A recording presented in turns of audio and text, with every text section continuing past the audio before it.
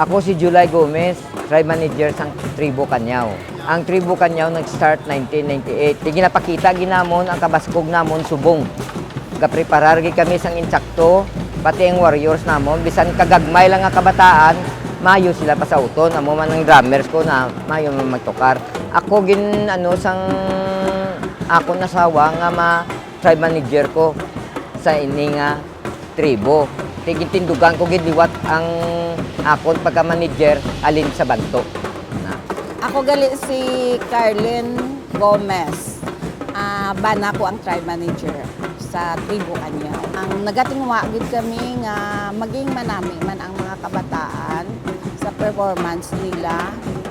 Pag makapresent man kami sang manami man kag dulungan sila tanan pag maayo sa dinagya ka masadyaman. Miyara kami, 30 ka drummers, 50 ka warriors, and 18 ka girls, kag siyam nga bulilit. Ginandol ko ni nga tribo tungod sang una may nagaano na sa akon nga preparar gid nga ako. Nagumduman gid kami ni Mayor Trinyas nga balikon gid ang barangay. Ang ining dinagyang, syempre halin sang una, ang debosyon ginisa namon ang Santo Niño sa nga mag-ano sa Santo Niño. Halin pa sang gamay ang bata ko, ang ila family na involved na ginisa sa dinagyang kay amo na ang Congo bala sang una. Gamay pa ang bata ko nasa Congo na.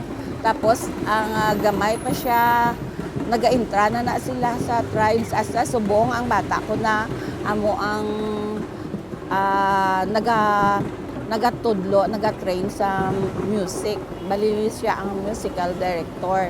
Daw debosyon na ginisa namon nga amon sina nagaano sa Santo Niño every year.